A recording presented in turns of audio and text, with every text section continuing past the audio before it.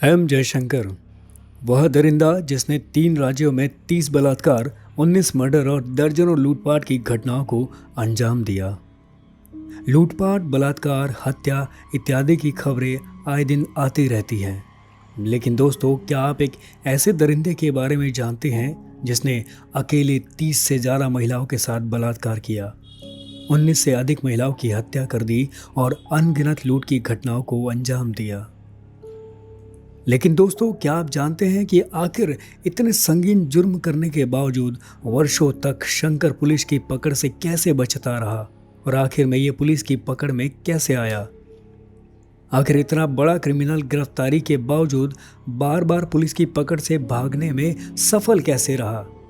कई राज्यों की पुलिस की सालों तक नींद हराम करने वाला ये क्रिमिनल अब किस हालात में है, ये जानना और भी दिलचस्प है, क्योंकि इतने जुर्म के बावजूद देश का कानून इसे मौत की सजा नहीं दे पाया था। चलिए बताते हैं एक ऐसे हैवान की पूरी कहानी जिसकी दरिंदगी और हैवानियत भरे कारनामे सुनकर आपकी रूह कांप जाएगी। लेकिन दोस्तों, कहानी में हम आगे बढ़ें उससे पहले आपसे रिक्वेस्ट है कि जल्दी से चैनल को सब्सक्राइब कर लीजिए। साथ ही हमारे सभी लेटेस्ट वीडियो की जानकारी तुरंत पाते रहने के लिए बेल आइकन दबाकर नोटिफिकेशन जरूर ऑन कर लें। चलिए फाइनली कहानी शुरू करते हैं। एम जयशंकर। हमारी इस कहानी का मुख्य किरदार यही एम जयशंकर है। दुनिया इसे साइको शंकर नाम से भी जानती है। एम जयशंकर का जन्म 1977 को तमिलनाडु के सालेम जिले के कन्नियन्नपत्ती गांव में हुआ था। जयशंकर के पिता का नाम मारीमुथु था।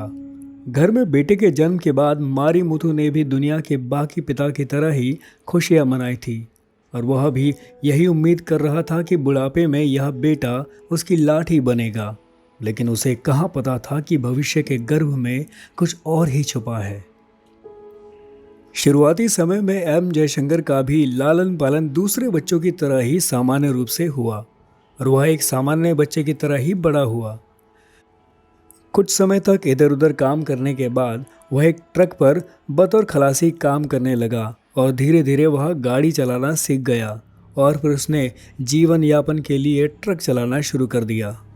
वह वर्षों तक ट्रक चलाकर ही अपना गुजारा करता रहा। इस दौरान एम जयशंकर की शादी भी हो गई और उसके घर में 3 बेटियों ने भी जन्म लिया। 2007 तक एम जयशंकर की कहानी बिल्कुल सामान्य लगती है, या कहें कि इसलिए भी सामान्य लगती है क्योंकि तब तक शायद इसके जुर्म की दुनिया से पर्दा उठना शुरू नहीं हुआ था।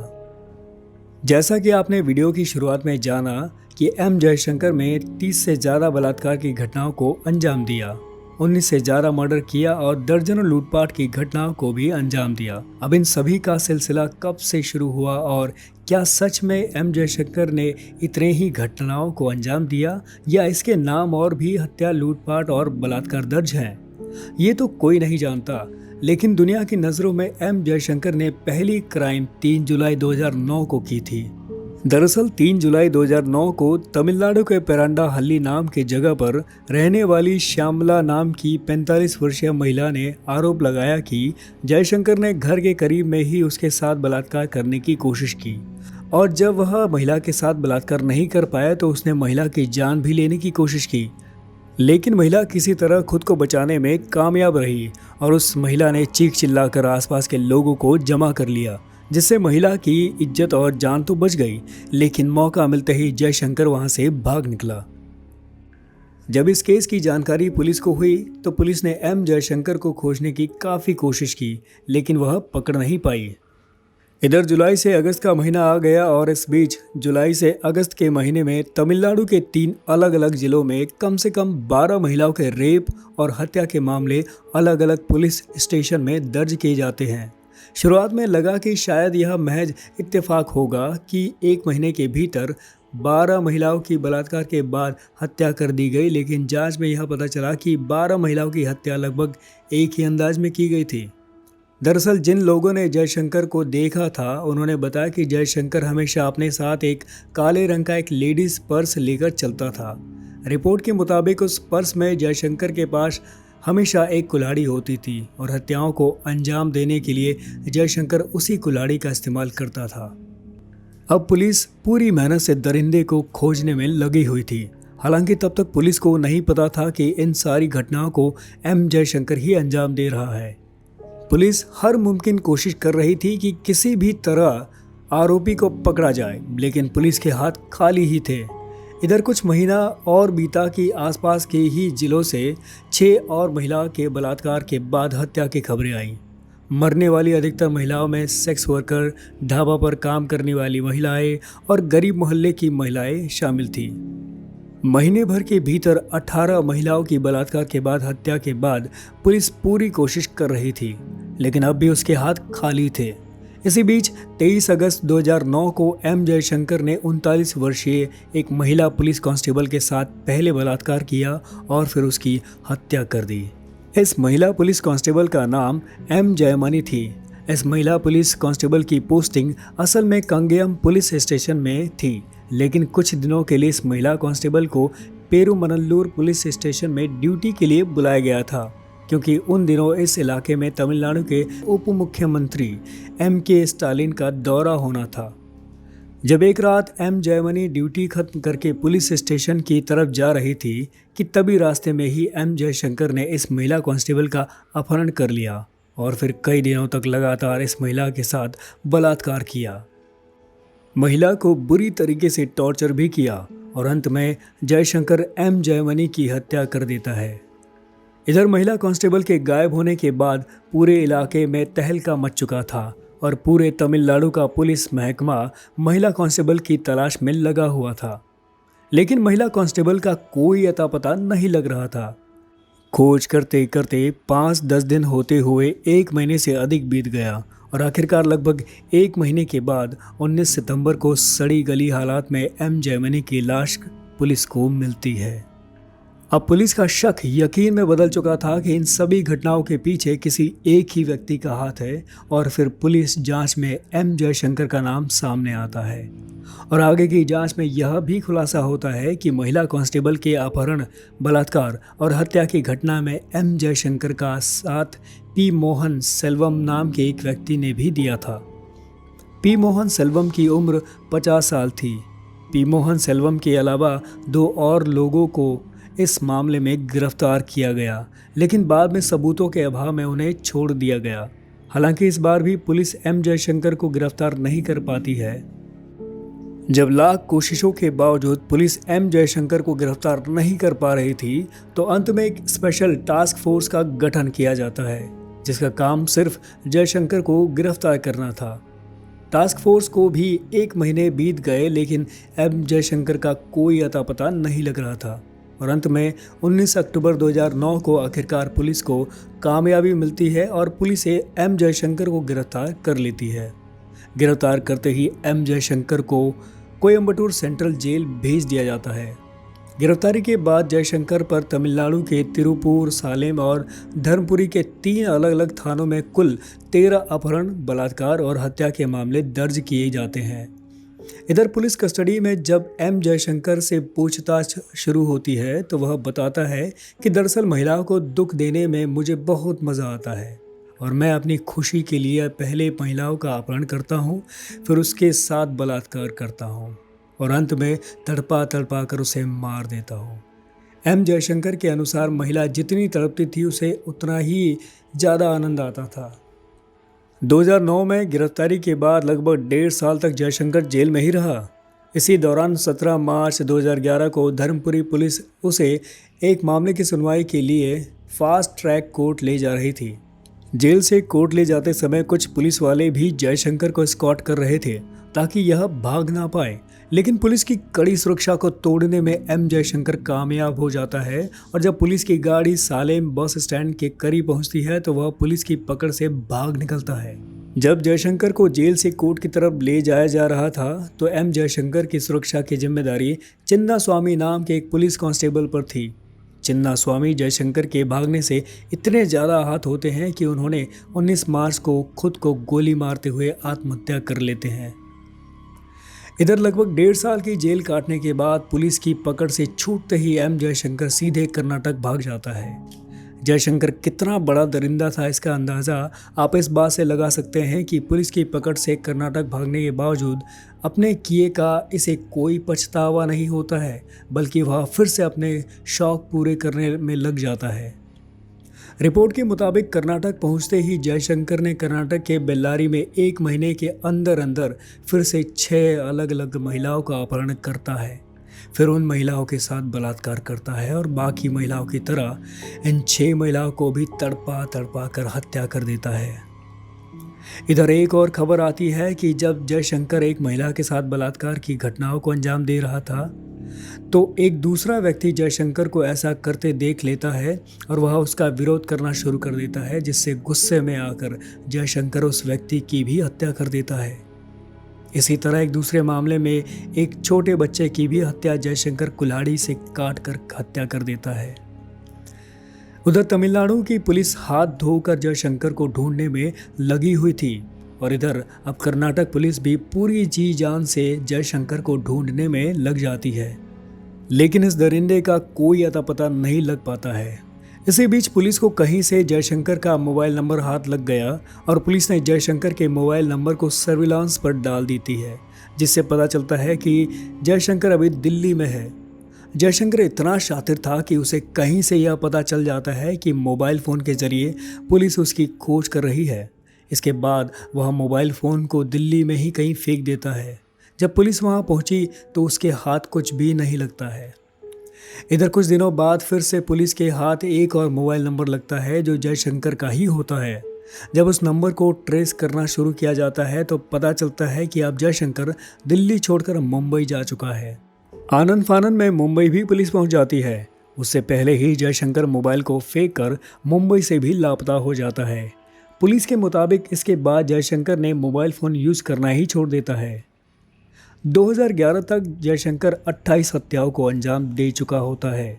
इससे भी ज़्यादा शर्म की बात यह थी कि अब तक 2-3 राज्यों की पुलिस मिलकर भी जयशंकर को नहीं ढूंढ पाती है और अंत में मई 2011 में पुलिस के 2 सब इंस्पेक्टर और 15 पुलिस वालों के नेतृत्व में एक स्पेशल टीम बनाई जाती है, जिसका काम कहीं से भी जयशंकर को खोज निकालना होता है।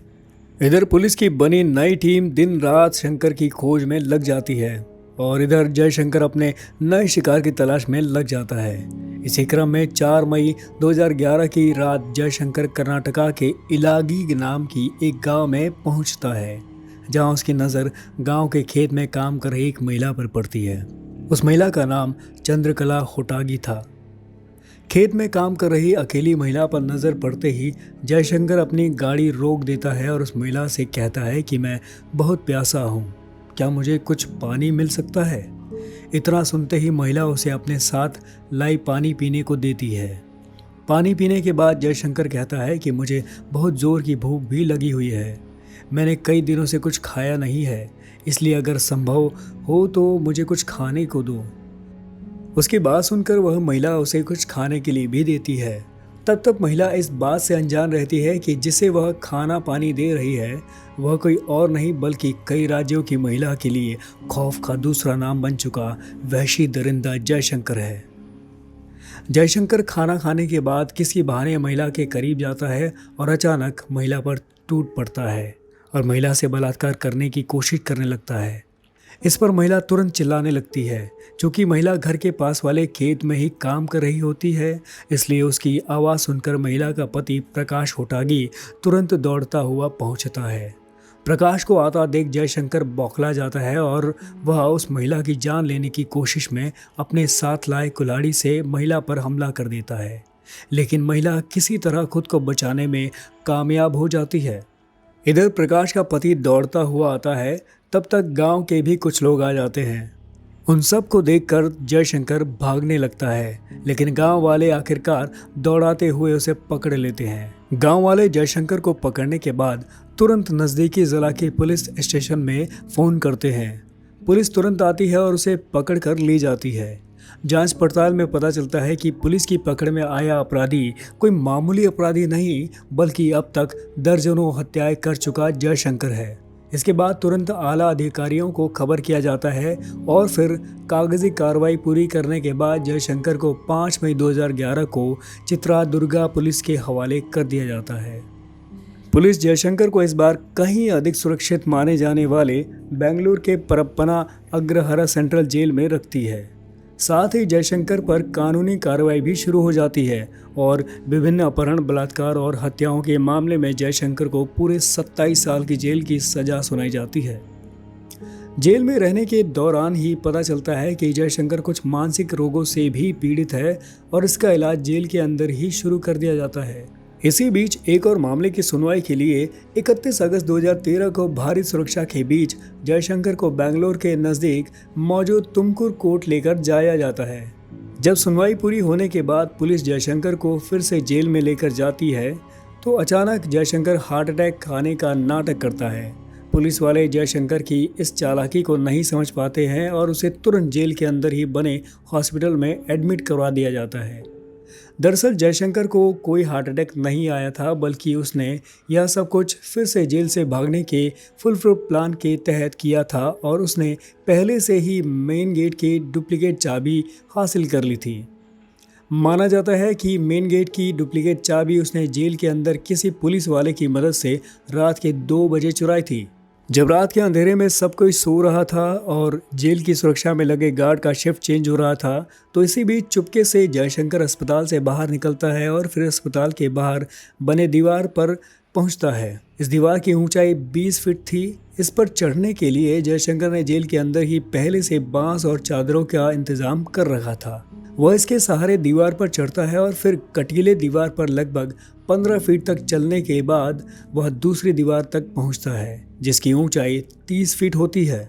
वह किसी तरह इस 30 फीट की ऊंची दीवार को भी पार करते हुए गेट के करीब पहुंच जाता है। कमाल की बात तो यह थी कि ऊंची दीवारों के ऊपर कांच के टुकड़े भी लगे हुए थे। साथ ही बिजली की नंगी तार भी लगाई गई थी कि कोई भी पार ना कर सके। लेकिन ये बस उस दरिंदे की किस्मत ही मानी जाएगी कि उस समय बिजली भी नहीं थी और वह बड़ी आसानी से जेल से भाग निकला। यह दूसरी बार था जब जयशंकर पुलिस की पकड़ से भागने में कामयाब हुआ था। जेल से भागने के क्रम में जयशंकर चोटिल भी होता है और उसके शरीर से खून भी बहता है। इन सब के बावजूद वह भागने में कामयाब हो जाता है। सुबह जब जयशंकर के भागने की खबर फैलती है तो आनंद फानंद में तुरंत 11 जेल स्टाफ, 3 वार्डन, 2 जेलर और 6 सिक्योरिटी गार्ड को तुरंत सस्पेंड कर दिया जाता है। जयशंकर का खौफ इतना ज़्यादा था कि जैसे ही खबर आती है कि जयशंकर भाग गया है तो तुरंत पूरे कर्नाटक में रेड अलर्ट जारी कर दिया जाता है। साथ ही कई राज्यों की महिलाओं को विशेष तौर से सतर्क रहने की सलाह दी जाती है। इतना ही नहीं, पुलिस तुरंत जयशंकर की सूचना देने वालों को 5 लाख का नगद इनाम देने की घोषणा करती है। इसके अलावा देश के टॉप साइकेट्रिस्ट की टीम बुलाई जाती है ताकि यह समझा जा सके कि आगे जयशंकर कौन सा कदम उठा सकता है। इन सब के अलावा पूरे शहर में 10,000 से ज़्यादा पोस्टर चिपकाए जाते हैं। साथ ही 5 भाषाओं में जयशंकर की पहचान के साथ 75,000 टेम्पलेट कर्नाटक, तमिलनाडु, आंध्र प्रदेश, केरल और महाराष्ट्र में बंटवाए जाते हैं। पुलिस हर हाल में चाहती थी कि जितनी जल्दी हो सके वह जयशंकर को फिर से गिरफ्तार कर ले। इस बार शायद जयशंकर की किस्मत थोड़ी ख़राब थी, या कहें कि पुलिस वालों की किस्मत अच्छी थी कि जब जेल से भागने के दौरान जयशंकर ने 30 फुट ऊंची दीवार से छलांग लगाई तो उसका टांग टूट गया था। इस कारण वह ज़्यादा दूर नहीं भाग पाता है। जयशंकर किसी तरह जेल से कुछ दूरी पर जाता है और एक सुनसान खंडहर बिल्डिंग में छुप जाता है। यहीं पर उसकी नज़र एक व्यक्ति पर पड़ती है जिसे जयशंकर कहता है कि तुम मुझे इस शहर के बाहर ले चलो तो मैं तुम्हें काफ़ी पैसे और नई मोटरसाइकिल दूंगा। जयशंकर को यह नहीं पता था कि वह जिस व्यक्ति से बात कर रहा है दरअसल वह पुलिस का ही मुखबिर है। जैसे ही यह व्यक्ति जयशंकर को देखता है, पहचान लेता है और तुरंत उसकी मदद करने को तैयार हो जाता है। साथ ही चुपके से पुलिस को भी खबर कर देता है। इस तरह 6 सितंबर 2013 को एक बार फिर से पुलिस जयशंकर को तीसरी बार गिरफ्तार कर लेती है। गिरफ्तार करने के बाद जयशंकर को फिर से अस्पताल में भर्ती किया जाता है क्योंकि उसकी टांग बुरी तरीके से क्षतिग्रस्त हो चुकी थी। कड़ी सुरक्षा के बीच कुछ दिन अस्पताल में जयशंकर का इलाज चलता है और फिर 23 सितंबर 2013 को विक्टोरिया हॉस्पिटल में उसके पैर की सर्जरी की जाती है। जब जयशंकर पूरी तरीके से ठीक हो जाता है तो उसे अस्पताल से छुट्टी देते हुए कड़ी सुरक्षा के बीच बेंगलुरु के सेंट्रल जेल भेज दिया जाता है। क्योंकि जयशंकर पहले 2 बार पुलिस की पकड़ से भाग चुका था, इसलिए इस बार पुलिस कोई भी रिस्क लेने के लिए तैयार नहीं थी। इसलिए सेंट्रल जेल के अंदर जयशंकर को एक हाई सिक्योरिटी सेल में रखा जाता है और सेल पर भी 24 घंटे नजर रखने के लिए सीसीटीवी मॉनिटरिंग की भी व्यवस्था की जाती है। साथ ही जेल के अंदर बहुत ही तेज रोशनी वाली लाइट लगाई जाती है ताकि जयशंकर के भागने की कोई गुंजाइश न रहे। जयशंकर का सेल ऐसी जगह था जहां किसी भी व्यक्ति का आना जाना नहीं था और कोई उसे देख भी नहीं सकता था। सिर्फ चुनिंदा लोग ही उसके पास खाना देने या कुछ कागजी कार्रवाई के लिए जाते थे। कोर्ट की ओर से बजाबते एक ऑर्डर भी आता है कि अगर अब जयशंकर को कोई बीमारी होती है तो इसका इलाज सेल के अंदर ही किया जाएगा। इतना ही नहीं, जेल के बाहर और जयशंकर के सेल तक जाने वाली जगह पर सिक्योरिटी कई गुना बढ़ा दी जाती है और 24 घंटे उस पर नजर रखी जाती है। जब जयशंकर को कभी सुनवाई के लिए कोर्ट में ले जाया जाता तो भारी भरकम सुरक्षा के बीच ही ले जाया जाता। पुलिस एक तरफ अपनी तैयारी को पुख्ता कर रही थी तो दूसरी तरफ जयशंकर का शैतानी दिमाग था जो रुकने का नाम ही नहीं ले रहा था। वह 2013 से 2018 तक तो जेल में रहता है, लेकिन इसी बीच वह फिर से जेल से भागने की तैयारी में लग जाता है। जब जयशंकर की तैयारी पूरी हो जाती है तो एक बार फिर से 25 फरवरी 2018 की रात वह जेल से भागने की कोशिश करता है, लेकिन इस बार पुलिस की तैयारी इतनी पुख्ता थी, जयशंकर कामयाब नहीं हो पाता है। क्योंकि इतनी सुरक्षा के बावजूद जयशंकर ने भागने की कोशिश की थी, इसलिए जेल में अब उसकी सुरक्षा और भी कई गुना बढ़ा दी जाती है तथा अब उसे हाई सिक्योरिटी सेल से निकाल के जेल के अंदर ऐसे गुप्त तहखाने में ले जाया जाता है जहां जयशंकर के अलावा कोई नहीं रहता है। यह एक ऐसी जगह थी जहां जयशंकर अपनी मर्जी से सांस लेने के अलावा कुछ भी नहीं कर सकता था। कहते हैं ना कि हर बुराई का अंत एक न एक दिन होता ही है, और ऐसा ही जयशंकर के साथ भी हुआ। हाई सिक्योरिटी के बीच जयशंकर को 26 फरवरी 2018 को रूटीन शेविंग और हेयर कट के लिए लाया जाता है और उसके बाद फिर से उसे उसी एकांतवास में डाल दिया जाता है। 27 फरवरी 2018 की रात सब कुछ सामान्य था कि अचानक रात के 2:30 बजे जयशंकर के सेल से बहुत तेज खटखट की आवाज़ आती है, जिसे सुनकर सुरक्षाकर्मी उस और दौड़ते हैं जहां वह देखते हैं कि जयशंकर औंधे मुंह पड़ा हुआ है और उसका पूरा चेहरा और बदन खून से सना हुआ है। यह सीन देखने के बाद तुरंत सुरक्षाकर्मी उसकी सेल के अंदर जाते हैं और देखते हैं तो पता चलता है कि जयशंकर ने अपना गर्दन खुद ही काट लिया है। तब तक जयशंकर की मौत नहीं हुई थी, इसलिए सुरक्षाकर्मी उसे फर्स्ट एड देते हैं और वहां पर मौजूद सुविधाओं के साथ खून रोकने की कोशिश करते हैं। इधर आनंद फानंद में आला अधिकारियों को भी रात में ही खबर की जाती है और वह सभी भागते हुए आते हैं और फिर तत्काल जयशंकर को उसी विक्टोरिया अस्पताल में भर्ती करवाया जाता है जहां से वह इससे पहले भागा था। सुबह के 5:10 पर डॉक्टर यह कंफर्म कर देते हैं कि जयशंकर की मौत हो चुकी है। भले ही जयशंकर अब इस दुनिया में नहीं है, लेकिन कहना गलत नहीं होगा कि उसने जुर्म की जो दास्तां लिखी है वह आने वाली कई पीढ़ियों तक लोगों को डराती रहेंगी। आधिकारिक तौर पर तो जयशंकर ने लगभग 30 हत्या और बलात्कार की घटनाओं को और दर्जनों लूटपाट की घटनाओं को अंजाम दिया है, लेकिन माना जाता है कि जयशंकर ने इससे कई गुना अधिक घटनाओं को अंजाम दिया होगा।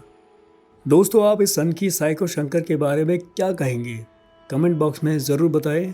अगर आपको हमारी मेहनत पसंद आई हो तो इस वीडियो को लाइक करते हुए शेयर भी करें। जाने से पहले आपसे एक रिक्वेस्ट है कि अगर आपने अब तक इस चैनल को सब्सक्राइब नहीं किया है तो इस चैनल को सब्सक्राइब कर लें ताकि हम पूरी मेहनत से आपके लिए ऐसी ही वीडियो आगे भी लाते रहें। हमारे लेटेस्ट वीडियो की नोटिफिकेशन पाते रहने के लिए बेल आइकन दबाना ना भूलें। मिलते हैं जल्द ही अगली वीडियो में क्राइम की दुनिया से जुड़ी एक और दिल दहला देने वाली सच्ची कहानी के साथ। Thanks for watching.